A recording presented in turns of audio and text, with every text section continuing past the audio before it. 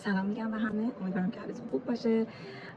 توی ویدیوی قبلی راجع به این صحبت کردم که اگه این شرایط رو داری ممکنه که مهاجرت اذیتت بکنه و بهتره که بیشتر در موردش فکر بکنی.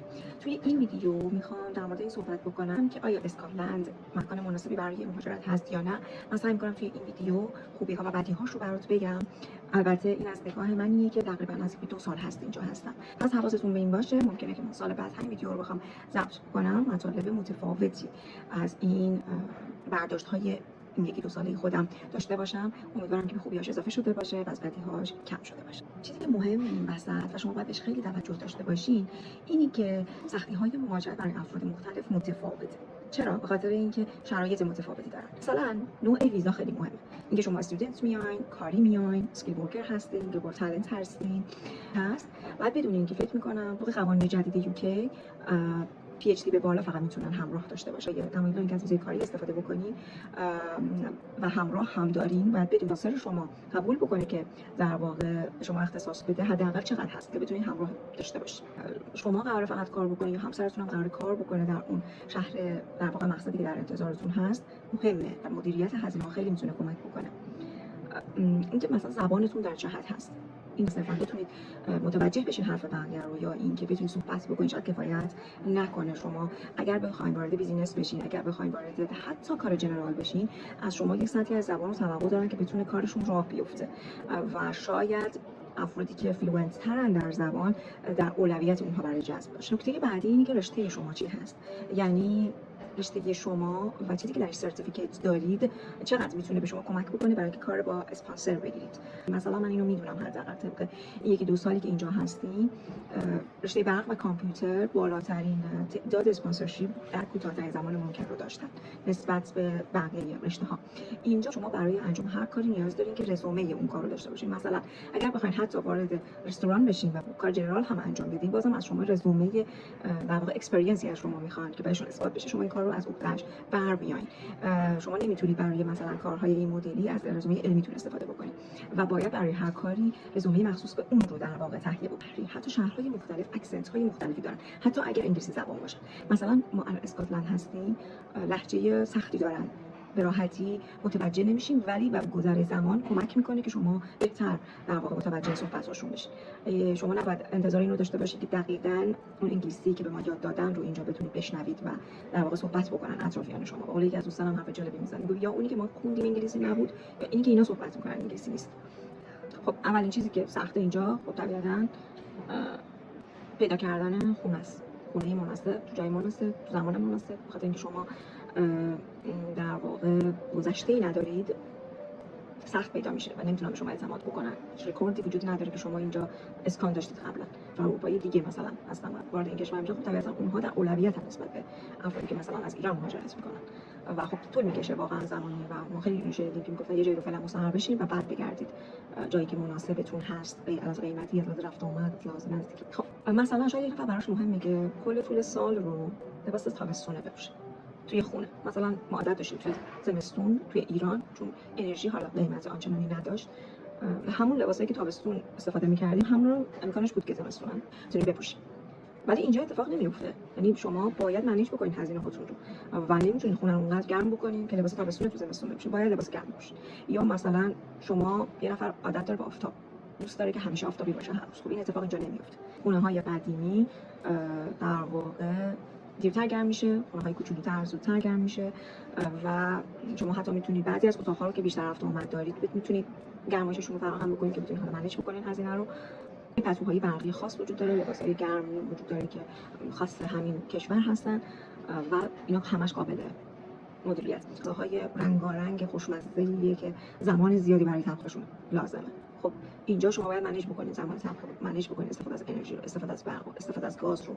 پس طبیعتاً تعداد غذاهایی که میتونید این مدلی درست بکنید کم میشه. یه نفر شاکی از اینکه مالیات بده. طبیعتاً توی ایران هم هر دری میزنی فرار مالیاتی داشته باشه. خب این اتفاق اینجا نمیفته. مالیات همه سر جاشونه و شما باید شاید چند بار مالیات بدید. یعنی یک بار از مالیات از حقوقتون کم میشه، یک بار برای هر جنسی که بخواید بخرید باز باید مالیاتتون رو پرداخت بکنید. یک نفر عادت داره که دور هم با فامیل داشته باشه همیشگی. کسی که عادت داره به زندگی راحت، امکانات زیاد، تحصیلات زیاد، حمایت خانواده، واقعا ماجرا براش سخت میشه. چون شما باید بتونید همه چی رو خودتون منیج بکنید و هیچ ساپورتی وجود نداره این وسط. و باید مالیات همه چی رو پرداخت بکنید. پس حواستون باشه که راهی که در انتظارتون هست. یک نفر عادت داره به زندگی لوکس، یک نفر عادت داره به تجملگرایی، یک نفر عادت داره به اینکه مثلا پزشک همیشه در دسترسش باشه، به فوق تخصص در هر لحظه از زمان شما میتونید تو ایران بهشون دسترسی داشته باشید. ولی اینجا همچین اتفاقی نمیفته. اینجا یه چیزی به نام جی پی وجود داره، نظارت پزشک عمومی ما، و شما باید اول ویزیت بشین، بعد اگر خیلی نیاز داشته باشید شما معرفی میکنه به متخصص، و چک اولیه که با جی پی باید داشته باشید هم باز باید کورسی رو بگذرونید. یعنی به همین راحتی نیست. به مقدار داروهایی که داده میشه به هیچ عنوان قابل مقایسه با ایران نیست. خیلی وقتا میگن صبر کن زمانش بگذره خوب بشه، به همین راحتی.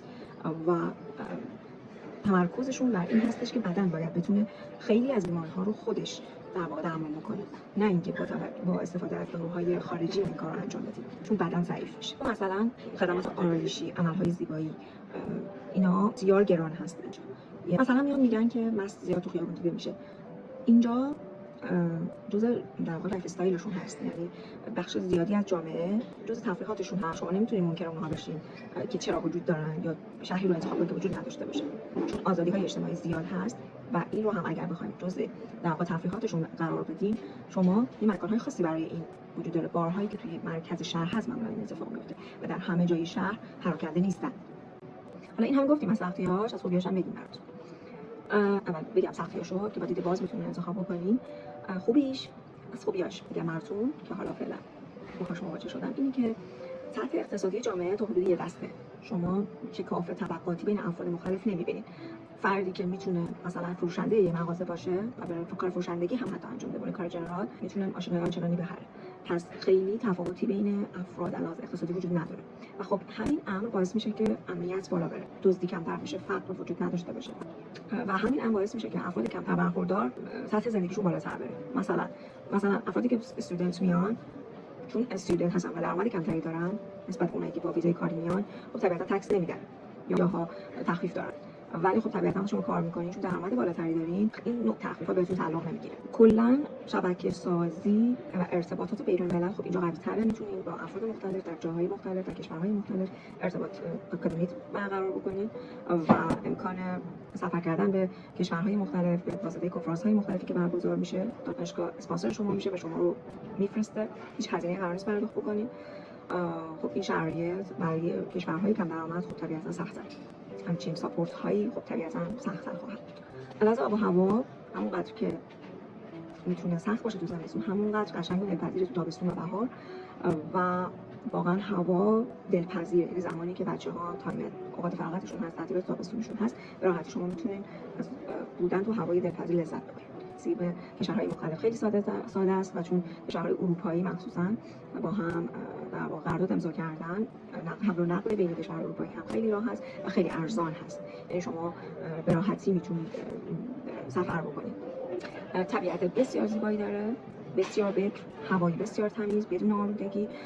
مثلا شهر ادینبرا به طور خاص که من حالا بیشتر راهش اطلاع دارم، ترافیکی وجود نداره، خیلی انگشت شمار و شما میتونید لذت ببرید از رانندگی و احترام به قوانینی که توسط باقی افراد در واقع در رانندگی وجود داره. استفاده از حمل و نقل عمومی بسیار راحت و حمل و نقل عمومیشون و این شبکه اتوبوسرانی بسیار قوی دارن و شما به هر جایی با اتوبوس میتونید سفر بکنید. چون اولش هم که میاین که گواهینامه ندارید، گواهینامه ایران هم 1 سال به صورت بین‌المللی ارتباط داره و بعد از اون شما مجبورید که از حمل و نقل عمومی استفاده بکنید.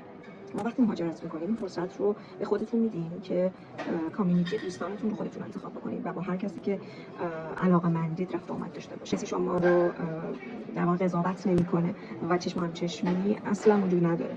آزادی‌های اجتماعی هم که مشخصه بسیار بیشتر از کشور ماست. سطح آموزشی مدارس هم که متفاوته، مدل تدریسشون متفاوته، فضای آموزشی متفاوته، ولی خب طبیعتاً بدیهای خودش هم داره. یعنی یه سری آموزش‌های بچه‌ها دارن که شاید برای سنشون زود باشه که اون هم قابل کنترله. حالا باز سوال بشین میگم چطور. چیزی که خیلی مهمه برای من و اینجا خیلی بهش بها داده میشه وجود تعادل بین کار، زندگی، تفریح، خانواده. خب توی ایران این کمتر دیده میشه به خاطر اون اقتصاد و بیماری که ما داریم و همه باید بدوئن تا بتونن حداقل ها برسن. خب اینجا به خاطر اون اقتصاد پایداری که وجود داره اون تعادل وجود داره. یعنی شما نگران آینده و سیوینگ و در واقع درآمد بیشتر نیستید. سعی می‌کنید که زندگی بکنید. اینجا رشد پلکانی دستیافتنیه. یعنی شما وقتی تلاش می‌کنید رشد می‌کنید. منوط به این که اول بتونید وارد سیستم بشید. اون وارد شدن خیلی سخته، ولی وقتی که وارد شدید دیگه واقعا تلاش شماست بهشوننده این هست که میتونید پیشرفت داشته باشید. موضوع مهم دیگه هم که وجود داره انعطاف پذیری در کاره. یعنی مثلا شما اپورتونتی دارید که فلکسیبل باشه کارتون. شما مثلا من باید روزی 6 ساعت 7 ساعت 8 ساعت کار بکنم، ساعت ورود و خروج سیو نمیشه جایی و از شما نمیپرسن که مثلا چه روزی چه ساعتی اومدید و چه کارهایی انجام بدید. شما باید موظف هستید که کارتون رو تحویل بدید و تایم کاری متناسب با خودتون در واقع تغییر میکنه. متناسب به صلاحیت خودتون میتونید انتخاب بکنید که چه ساعتی شروع بکنید و چه ساعتی تموم بکنید. اسکاتلند در واقع کل UK جوری طراحی شدن که شما هر جا اسکان داشته باشین با یه قدم زدن چند دقیقه‌ای بتونید به یک مکان سبز خیلی بکر و باحال برسید و از فضاهای سبز استفاده بکنید. چون اینجا کلا حالت بارونی داره، طبیعتاً خب شما باید انتظار فضای سبز خیلی زیادی داشته باشید. ادینبرا به طور خاص فرودگاه بین‌المللی داره و میتونید از ایران به ادینبرا در واقع پرواز داشته باشید و بعدش دیگه لازم نیست که مثلا مثل گلاسگو نیست که شما باید حتما ادینبرا پیاده بشید بعد جابجایی داشته باشید. هزینه اسکان اینجا بالاست ولی هزینه فرود و فرود نسبت به درآمد پایینه، یعنی شما به راحتی میتونید تغذیه مناسب داشته باشید. تراکنش مالی با بقیه کشورها وجود داره به راحتی و خب تحریم‌هایی که ایران وجود داره رو اینجا ند و وسایلی که لازم دارید رو بعد از گذران یه مدت زمانی میتونید اقساطی خرید بکنید. مثلا اگه 10% قیمت خونه رو داشته باشید توی خونه رو خریداری بکنید، برای ماشین هم همینطور، برای لپتاپ، گوشی، هر چیزی شما میتونید اقساطی خرید بکنید و خب بالاخره دسترسیتون به برندها بیشتره و مطمئن هستید که فیک نیستن و اطمینان بیشتری از خریدتون. بخوام جمع‌بندی بکنم، مهاجرت بیشتر از اون که ربط داشته باشه به اینکه شما چی بخواید برای آیندهتون و چی رو متصور هستید و چشم‌اندازتون از آینده چیه، خیلی تصمیمش مستعد این هست که شما شرایط قبل از مهاجرتتون به چه نحوی بوده. یعنی اون چیزی که شما رو سوق میده به این سمت دافعه مبدأ نه جاذبه مقصد. حالا ویژگی‌هایی که گفتم براتون رو بیاین وزن‌دهی بکنید، ببینید اون داد و ستنده‌ای که تو ویدیو قبل در موردش صحبت کردم براتون به چه نحوی خواهد بود برای شخص شما. یعنی چقدر قراره گیرتون بیاد و چقدر قراره از دست بدید. هر چقدر که وزن این فاکتورهایی که گفتم براتون رو تغییر بدید، در نهایت به میزان رضایتی که کسب خواهید کرد تاثیرگذار خواهد بود.